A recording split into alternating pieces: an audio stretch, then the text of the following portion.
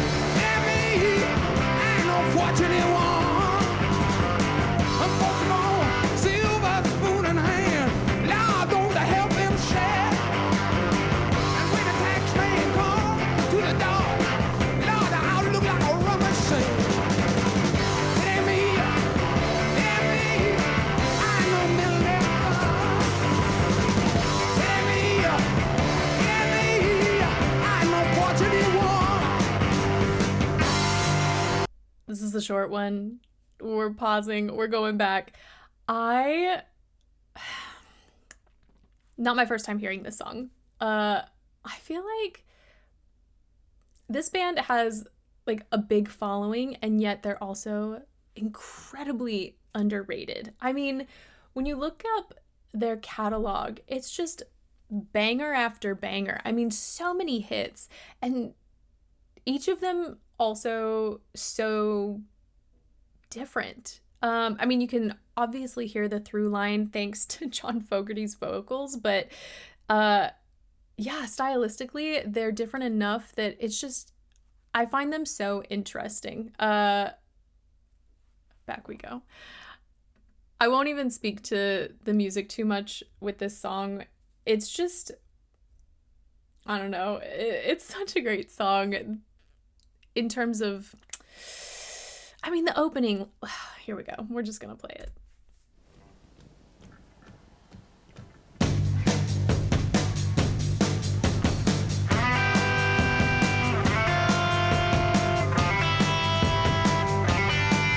How cool is that? It's just, I don't know. It's just cool. At least to me. One more time.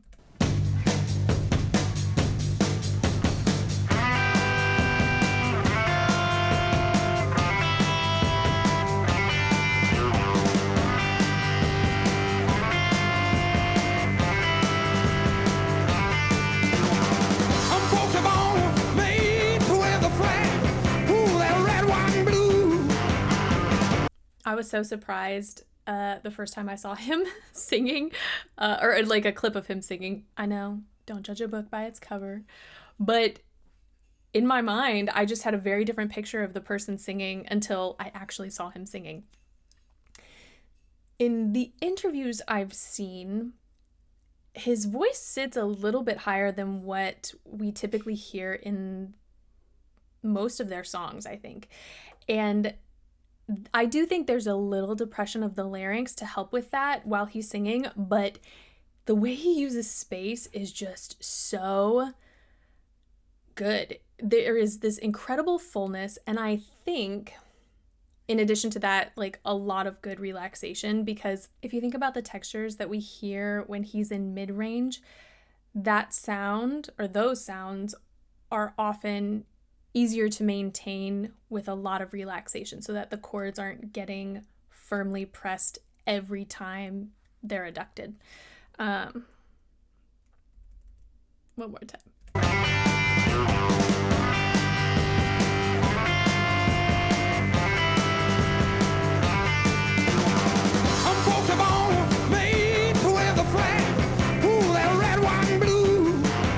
Even when he says, ooh, that red, white, and blue, obviously I am over-exaggerating, but they're really round sounds, as opposed to, ooh, that red, white, and blue. Like, you could make them make the vowels more horizontal, but he doesn't do that. They're just so round and full. And when the man plays hail to the chief, ooh, they point the cannon at you, Lord. see, let me play this back a little bit. Ooh, that red, white, and blue. And when the band plays, hey. So in this particular shot, you could see some extra fullness under the chin. And oftentimes, if you depress the tongue, which will then in turn affect the larynx. I'm trying to demonstrate. I don't know if I'm doing it effectively. Oh, I think I am. But that is one way that a lot of singers will create more space, and that added depth and richness happens because we get that depression of the larynx. So watching him here, you can see that's one way he's creating added space.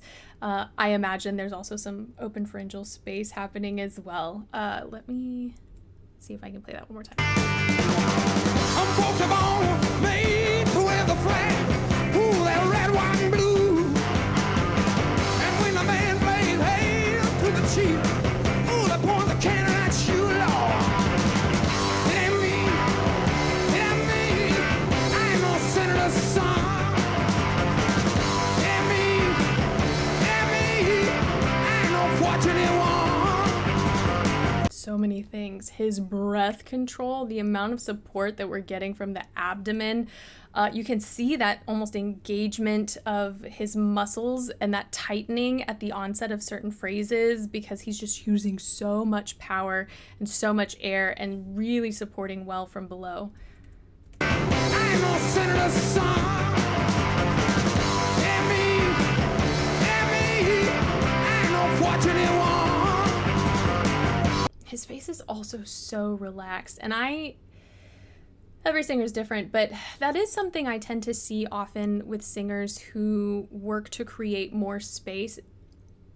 When we are placing sound a little bit more forward, or we're spreading to enable or to help facilitate higher notes, a lot of things change just in our facial muscles. But when you're trying to create richness, depth, texture, a lot of times you don't see quite as much expression because so much work is happening here. And his goal, at least from what I'm hearing in this song, is not range. It's not super high notes. It's just to maintain both intensity and texture. And I think because of that, we're not getting nearly as much activity in the face. Silver spoon in hand, now don't to help him share. And when the tax man comes to the door, Lord, I look like a rubber machine. It ain't me, I ain't no millionaire. It ain't me, I ain't no fortunate one.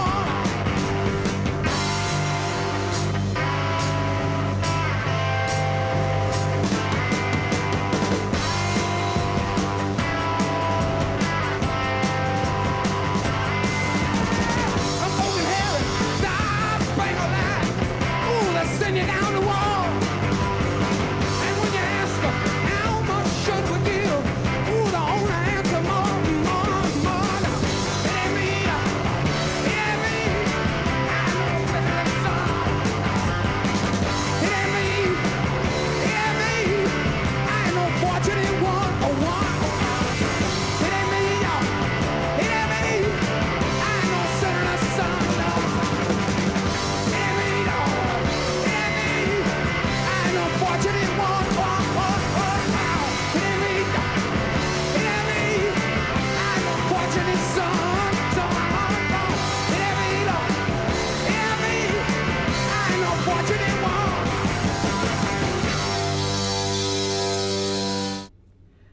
It's so short, but so good. I don't know that I've ever paid super close attention to the ending because it repeats, but it's so impressive to maintain that energy and that intensity and re-articulate these lines so many times, and each time I felt was interesting. I didn't think it tapered off or it didn't seem like he was getting tired. None of that. It was just 100% the whole time, which is super impressive.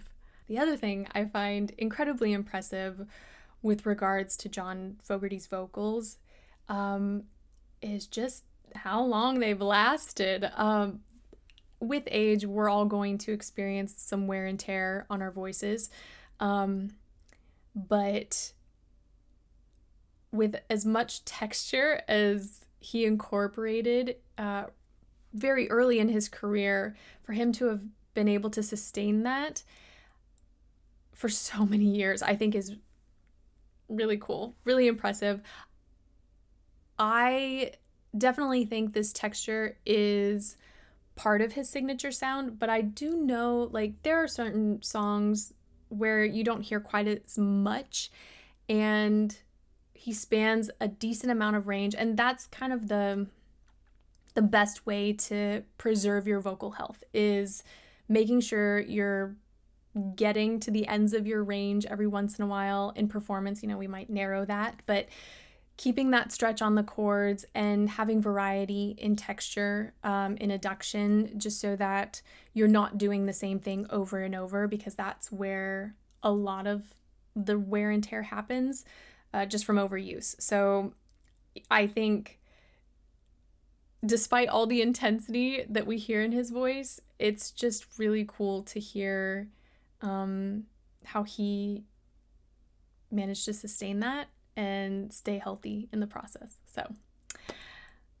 that's it for today. I think I'm going to put on one of their albums because they just have so many good songs and they put me in such a good mood, and it's always consistent. Like the quality, live or studio, it's good. Hence, maybe they're not underrated, but maybe underappreciated is the better word, because I think anytime you listen to the band, you acknowledge that they're good.